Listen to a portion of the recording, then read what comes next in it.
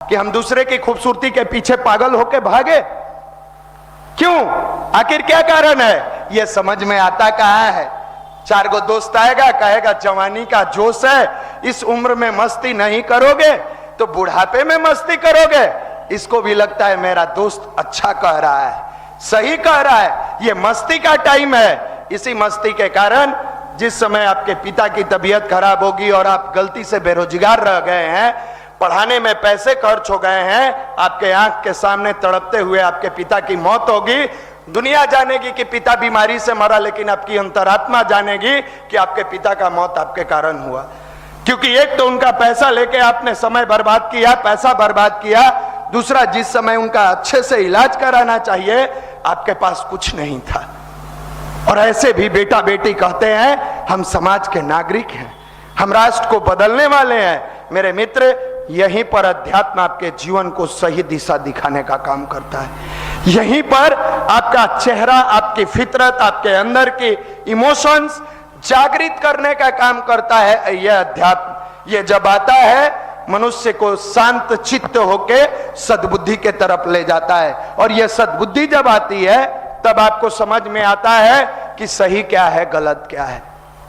आज पटना में हजारों की संख्या में, लाखों की संख्या में युवा आते हैं, उनका आप रूटीन आप भी देख रहे हो। लॉज में कान में आजकल नया फैशन चला है, लड़का हो, लड़की हो, पुरुष हो, महिला हो, कान में ईयरफोन डाल लिया है, रास्ते में जा रहा है।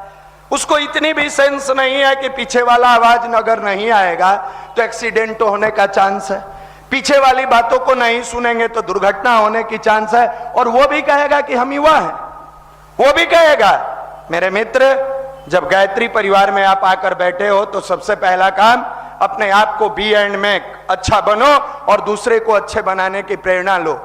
डेली जब 20 मिनट ध्यान करते हैं और बार बार ये मस्तिष्क कहता है हे परमात्मा हमारी बुद्धि को सन्मार्ग में प्रेरित करे, हे परमात्मा हमारी बुद्धि को सन्मार्ग में प्रेरित करे, तो जिस प्रकार अभी दुर्गा पूजा आने पर आप पैसा मांगिएगा कि पापा मुझे पैसा दीजिए, कपड़ा खरीदना है, पापा मुझे पैसा दीजिए, एक बार मांगिएगा, 2 बार मांगिएगा, 3 बार मांगिएगा, 5 बार मांगते मांगते आपके पिताजी आपको पैसा दे देते हैं।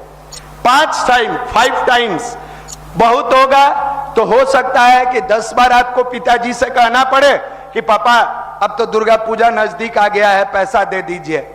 10 टाइम्स आप पिता के सामने रिक्वेस्ट करते हो कि मुझे पैसा चाहिए और पिता देते हैं। ठीक उसी प्रकार अगर नियमितता पूर्वक बैठ के अपने इष्ट, अपने मालिक, अपने गुरु, अपने भगवान के पास कहते हो हे परमात्मा मेरी बुद्धि को सन्मार्ग में प्रेरित करिए, हे परमात्मा हमारी बुद्धि को सन्मार्ग में प्रेरित करिए, तो जिस प्रकार आपके पिता के सामने आग्रह करने पर वस्त्र का पैसा मिल जाता है, उसी प्रकार परम पिता के सामने अगर बैठ के पूरे भाव से रिक्वेस्ट करते हो कि मेरी बुद्धि को सन्मार्ग में प्रेरित कीजिए, ये भी आपकी बुद्धि को सन्मार्ग में प्रेरित करते हैं। लेकिन आप समझ नहीं पाते हो इस विज्ञान को। आपको लगता है कि मेरे पिता दे देंगे, परम पिता तो देंगे ही नहीं, क्योंकि वो तो दिखते नहीं है। ऑक्सीजन भी आप जो ले रहे हो इस प्रकृति से वो दिखता नहीं है, लेकिन आपके अंदर प्राण वायु बन के आपको जिंदा रखा है। ठीक उसी प्रकार जब ध्यान करते हो आपके इष्ट, आपके मालिक दिखते नहीं है, लेकिन जब भावना में डूबते हो तो वो प्राण शक्ति बन के आपकी जीवनी शक्ति को बढ़ाते चले जाते हैं। इसी का नाम अध्यात्म है। और ये लफुए लोगों को समझ में नहीं आएगा, लुच्चे को समझ में नहीं आएगा।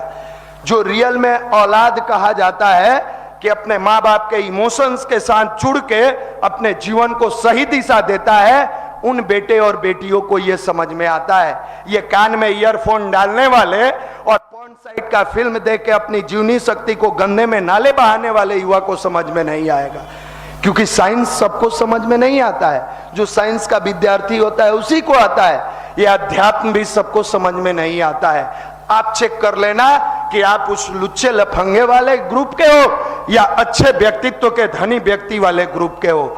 अगर हो इस ग्रुप के तो मंदिर आपके जीवन को बदल के रख देगा।